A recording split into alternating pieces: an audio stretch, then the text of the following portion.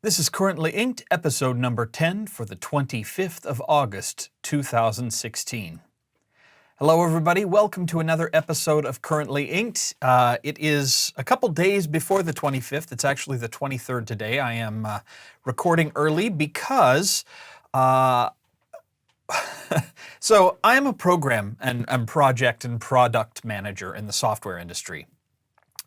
And one of the big parts about being successful in that job is being really, really organized, having a plan and executing on that plan, being agile enough to change if the plan changes, but if the needs change, but always having a plan and working toward that. It is a role to which I am well suited because I am by nature a very hyper-organized person. I'm a checklist kind of guy and always have been. So one of my lists for this year was a list of goals, and one of my goals was do some more spontaneous things. So on Monday, I woke up and I thought, you know what? The San Francisco Pen Show is this coming Thursday. I've never been to San Francisco. I think I'm going to see if I can go. I'm still not working and see if I can get down there and drive instead of fly, save myself a bunch of money that way. And so that's what I'm going to do. I'm leaving on Thursday morning and going down to the San Francisco Pen Show, completely unplanned. This is terrifying for someone like me who likes to organize everything. So in any case, I'm recording a couple days early so this can go live. By the time this goes live, I will probably be on the road on my way down I-5 to Redwood City, California, where the San Francisco Pen Show is being held. So that should be pretty exciting. It's my first time going to the San Francisco show. I've never been there before, and I'm hoping it'll be a lot of fun. I've heard good things about it, so should be a lot of fun. Well, got a fun episode of Currently Inked, got some fun new pens, still got a lot of questions in the hopper. As always, if you want to submit questions for being discussed on Currently Inked, in the description of the show notes, or the description down below on YouTube, there's a link. There is also a link on penhabit.com, which is also where I put the show notes and links to a lot of the things I talk about in these Currently Inked episodes. So let's dive in with a question, kind of a trenchant question, or an interestingly timed question. So Philip from Albany, Georgia asks, I'm interested in purchasing an unused bottle of Parker Penman Sapphire that I found on eBay. Does ink go bad or degrade over time, and how do I know if it is authentic, being that it was discontinued so long ago? It's selling for, wait for it, $175. Now, I am in no position to make judgments about the value of anything in this hobby when it comes to the cost. So that's not what, it's just, it surprised me because a couple years ago it was only around $80 to $100 for a bottle of Parker Penman Sapphire. So those who don't know, Parker Penman Sapphire was kind of, like a lot of people called it the perfect blue ink. It was really bright, really saturated, really well loved, but it also had some, it was difficult to clean out of pens from what I understand. I have a little sample vial of it. I've never used it. Someone sent me a little sample vial, and I've been waiting for the right moment, a special moment, because it's a very expensive ink. The reason it's kind of apropos is because earlier this week, I'm going to lean aside here, you'll notice I got 3 new bottles of Parker Penman ink. A viewer found them. There's 2 bottles of Parker Penman Emerald and a bottle of Ruby, which is very cool. These are not as sought after as the Sapphire, but they're still, the Parker Penman inks have been out of production for a long time. So do inks degrade? The answer to that question is maybe, which I know is not really helpful. Inks can degrade, especially if they are exposed to sunlight or UV light. You'll notice none of those bottles have any boxes. So, and they're out on the shelf, but this room that I'm in right now is dark like completely dark, except for when I'm filming videos. There's lights on now, but the rest of the time, you know, the window is actually behind me, it's blocked off, and there is no light in this room otherwise. So I could use this as a dark room if I wanted to, if I turned off all the lights. So generally speaking, if the bottle, when you're buying ink like that, what you're doing is taking a chance. You're taking a chance that the color has shifted a little bit. You're taking a chance that the ink may have sprouted mold or, you know, kind of separated or gelatinized or whatever it is that it does. So just know that even though it's unopened, unused, that's better. Chances are it's not gone bad, especially if it's been in a box. But if it's been sitting around, there is a possibility that the ink could have changed colors a little bit or degraded.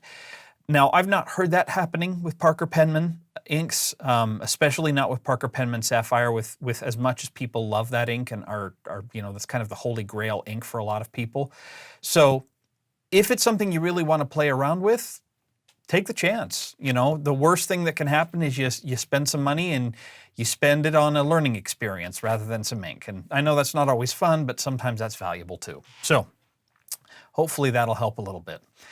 All right, well, the first currently inked pen for this week is kind of a special one.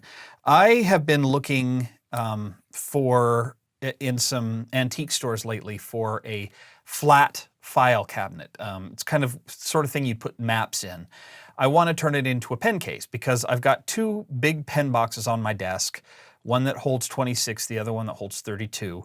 I'd like to get one that holds a bunch. And there's one that it holds like 170 pens that I found on Fountain Pen Hospital, but it's $800, and I would prefer not to spend $800 on something like that. So I've been looking in antique stores for something I can turn into a fountain pen case. While I was at one of these antique stores, I found this.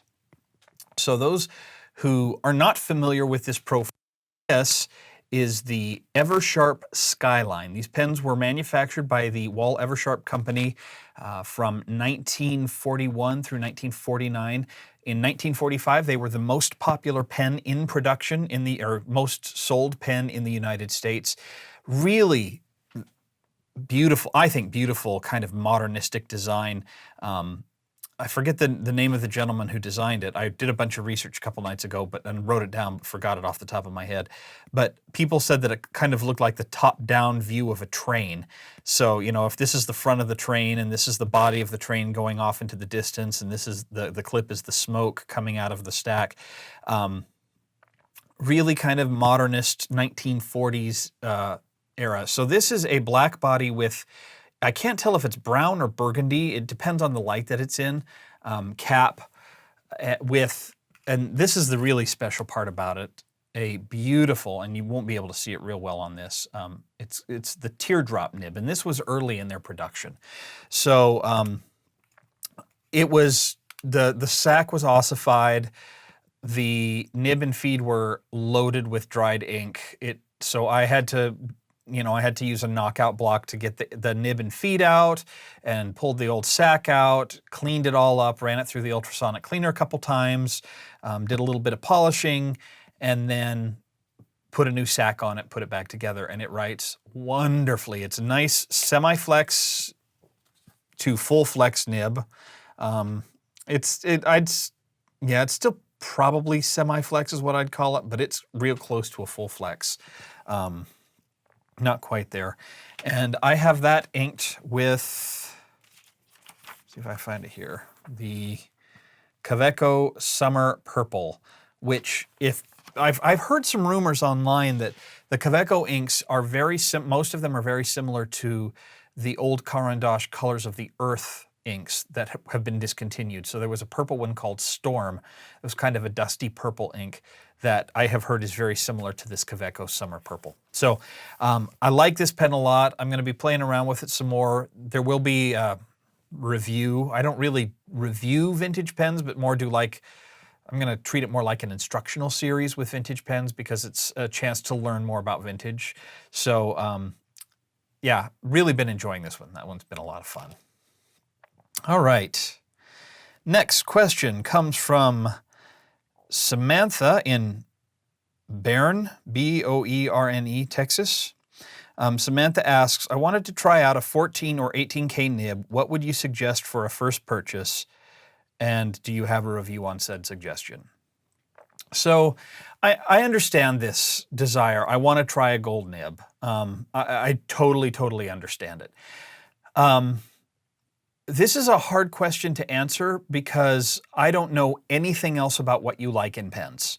And the nib this is one thing that's become kind of a thing for me lately. The nib is only one part of the pen.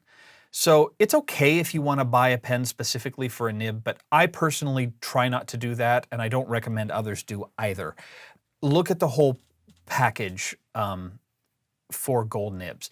Now, do you want a gold nib because you want something that's softer? Do you want a gold nib because you just want to see what gold is? Do you want something that's wetter? Do you want, what is it that you want to learn out of trying a 14 or 18K nib?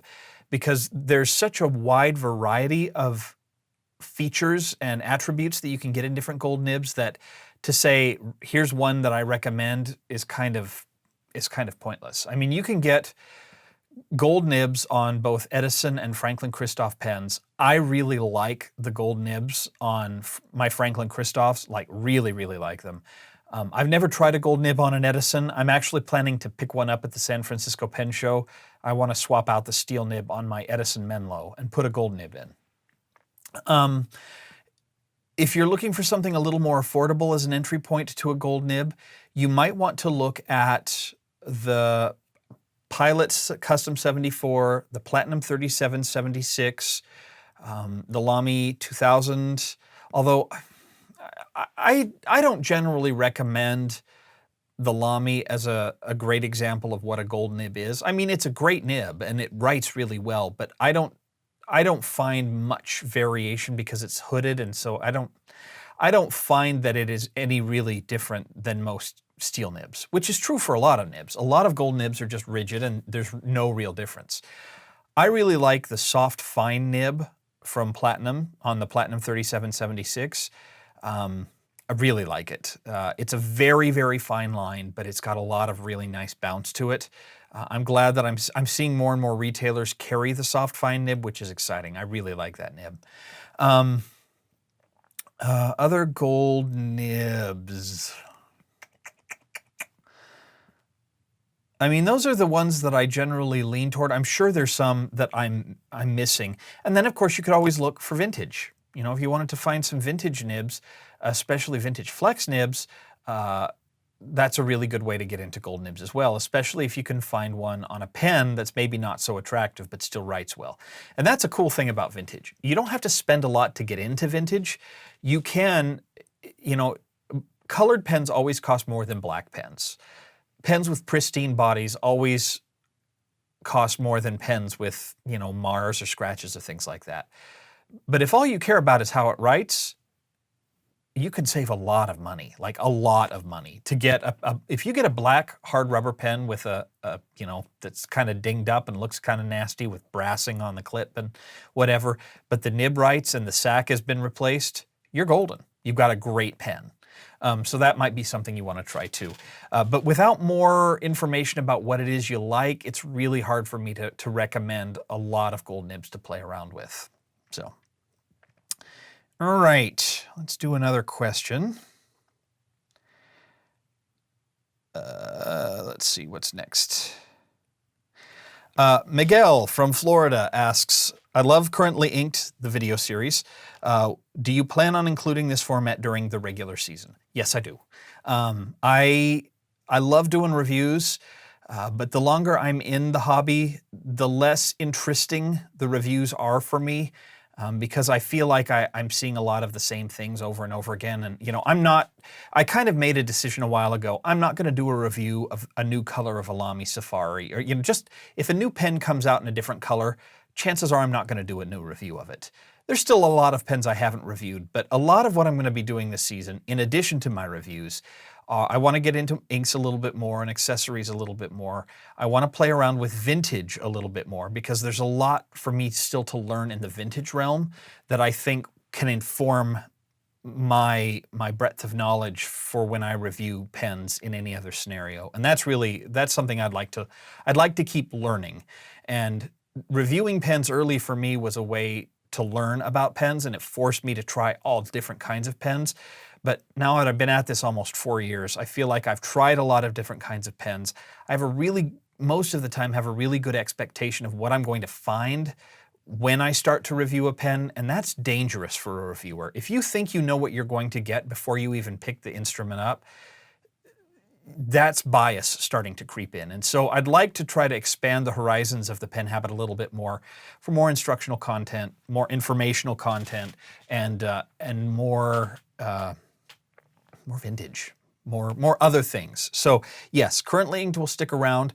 The goal is Currently Inked will come out on Thursday mornings is the plan, and the review will come out Saturday mornings. I'd like to try to keep a regular schedule like that. Occasionally I might throw something in on a Tuesday morning as well if I've got something I want to talk about, but I'd like to get on a regular release schedule because that helps me plan, going back to the planning thing, that helps me plan out the videos a lot better. All right, let's talk about another pen. This one is a pen that was provided to me by Van Ness Pens at the DC show. This is another Bexley, and they've sent me a bunch of Bexleys because Van Ness got a big shipment of Bexley pens from a collector named Jim Gaston. Before he passed away, he sold his, he had a lot of pens created by Bexley, especially for him. And so they bought his collection of these pens. And there are dozens or hundreds of them in each line. I've done a review of the Bexley Equipoise and the Bexley Ebonite, which had both of them had gold nibs. One had an 18K, the other one had a 14K. Oh, Samantha, if you're watching, Bexley gold nibs are wonderful. Both the 14K and the 18K nibs are really, really good. So if you can find a Bexley with a gold nib, that's one I think you'd like a lot. This one is kind of interesting. It's not Bexley branded. It's one of the few Bexley pens that doesn't have their name on it anywhere. In fact, it doesn't have any branding on it at all. It is made out there. It comes in red and blue, and I got one for review. The other one is going to be given away later on in the season when I do the full review. But got the red and the blue, and really pretty material. I really, really like this material a lot. What's cool about these pens, though, is that instead of using their own Bexley nibs, Bexley got access to a bunch of these Waterman Le Mans 100 nibs. Now, the Le Mans 100 was was being made back in the 90s, and you can get this nib in any gauge you want as long as it's broad, and this nib is broad and wet and about as smooth as any nib I have ever tried. It is a big honkin' line. So here is the line from that, and I've got it inked up with Robert Oster signature ink in aqua, which is the color. I love this color, but you can see here's a extra fine, medium, and then this gigantic wet broad. So anyway, yeah, that's I got this inked up, and it's fun. I've just started playing around with it, so I'm looking forward to doing the full review here in a few weeks once I've gotten to know the pen a little bit better. All right, next question. Let's see, where are we with time here? I got another 10 minutes or so. Quack from Phoenix asks, what do you think of Sailor's specialty nibs, and have you ever used one? I've not ever used one. And the only way I will ever use one is if someone lets me. Well, that's not true. I have used the Zoom nib, which is the only specialty nib of theirs that I've used. And I'm not sure that's what you mean by specialty, because it is one of their production nibs, even though it's not one of the regular things. The Zoom nib, the tipping is kind of shaped like this. So it's cut at an angle. So if you write really tall, you've got a very fine line, and as you roll the pen down, the width of the tipping expands. So you can get a different line variation based on how high you hold the pen. I tried one of those. It was okay. It wrote well, but it wasn't as smooth. I like my nibs to be really smooth. It wasn't as smooth, and the angle at which I write is pretty consistent. Nibs like that are often meant for Japanese characters, the kanji or that sort of thing, where line variation matters a little bit more. For the way I write, it's superfluous. Now, if you're talking about the really specialty nibs, like the Nagahara nibs, the King Emperor and the Cross Point and those nibs, I've never used them. Again, I probably never will unless someone lets me borrow a pen with it on there, because I'll never buy one of those. They're cool to play around with, but I wouldn't use them to write, and that's what I use my pens for. I don't generally sit down and just futz with my pens. If I sit down and use them, I use them to write. That's what I use them for. So yeah, that's about. I know that's not real helpful, but that's been my experience, which is not much. Jonathan from Virginia asks, would you ever consider adding an ink swatch journal to your Inky Fingers notebook? Since the Mnemosyne word cards are out of production, I'm trying to find a way to swatch and catalog my inks and ink samples. Thanks. I haven't. I'm not saying I wouldn't. I know there are other pocket notebooks out there, like the Ink Journal, that already do that sort of thing, and some of them have Tomoe River. I know the Ink Journal has Tomoe River versions as well. I use, they're called Bristol Artist Trading Cards. I get them on Amazon, come in packs of 25. They are the size of a business card, but they're really thick paper. And I use those and then stick them in a business card file, like a Rolodex type thing. And that works really, really well for me. If you're using the old, word cards that had the little hole punched in it, you could do the same thing with these artist trading cards and, punch a hole in them yourself and then put them on a ring. I'm not saying I wouldn't. It's not on the pipeline right now because I feel like there are other products out there that are already doing that thing, and I'm not sure anything I would add would make it much better. If I'm going to add a new product, I want to do something that is a little different than what's out on the market already. So, it's something I'll consider, and if I hear from a lot of people that that's something they want, I'm certainly open to doing it. So, yeah, there you go. Okay, one more pen. This is another DC Pen Show find. This is from a custom pen maker named Carl Fisher. His company is called Fisher of Pens, probably a play on Fisher of Men from the Bible. And it is made out of a celluloid called lizard skin. I think this is the green lizard skin celluloid.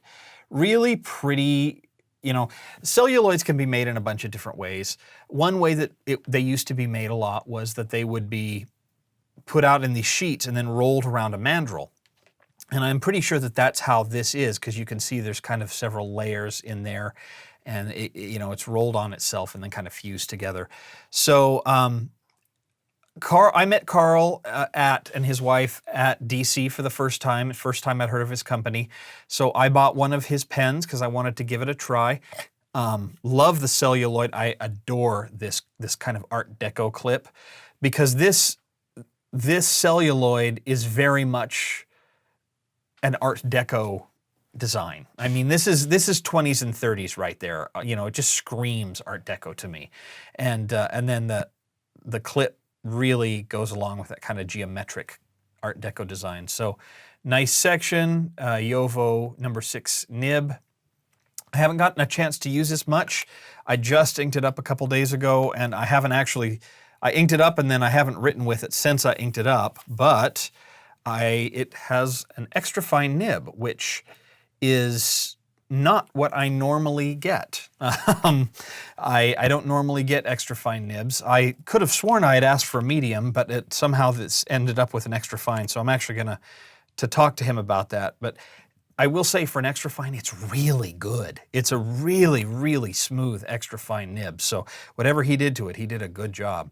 One thing I will mention is I'm going to be doing a review of this, but know that with a lot of Carl's pens and some of these vintage celluloids and Sebloplasts that he gets, you know, don't ask him if he's got more of this, because he doesn't. This lizard skin material, you know, finding this stuff is getting harder and harder the longer it's been out of production. And I can tell you now, if there is a company out there who has the secrets of how to make the old style vintage celluloids, they could make all kinds of money spinning up production on celluloid again and selling those blanks to pen makers, because there are a bazillion pen makers out there right now, custom and, you know, big industrial pen makers who would love to get their hands on good, beautiful vintage type celluloids. So, you know, anyone out there interested in learning how to create celluloids, business opportunity. All right. Robert from Chambersburg, Pennsylvania asks, are you able to arm write when writing within a notebook? I find I cannot arm write unless removing pages from notebook and just writing on the desk. This practice of mine has left me feeling a bit of a freak. No, don't feel a freak. When I stick to writing within my notebooks, forming of letters is solely done with the wrists. So, what he's talking about with arm writing is, I talked a little bit about it in the last video, but you don't want to use your fingers to form your letters. You want to try to use your whole arm. In notebooks, that can be, I find it can be a little bit tricky, because especially depending on how thick the notebook is and if the notebook lays flat, you know, here's a good example. So if this is my traveler's notebook here, and if I'm writing on this side of the page, I've got this much space between the desk and my hand. And so that impacts the differentiation. You know, if I'm down at the end of the paper, I've got, you know, it screws things up a little bit. Short version is, it doesn't bother me on the top 2/3 of the page, whatever page I'm writing on usually, because I'm resting my hand on the lower parts of the page. As I get to the bottom of that page, it does become a problem. I have I keep a box of playing cards at my desk now, and I will rest my hand on that.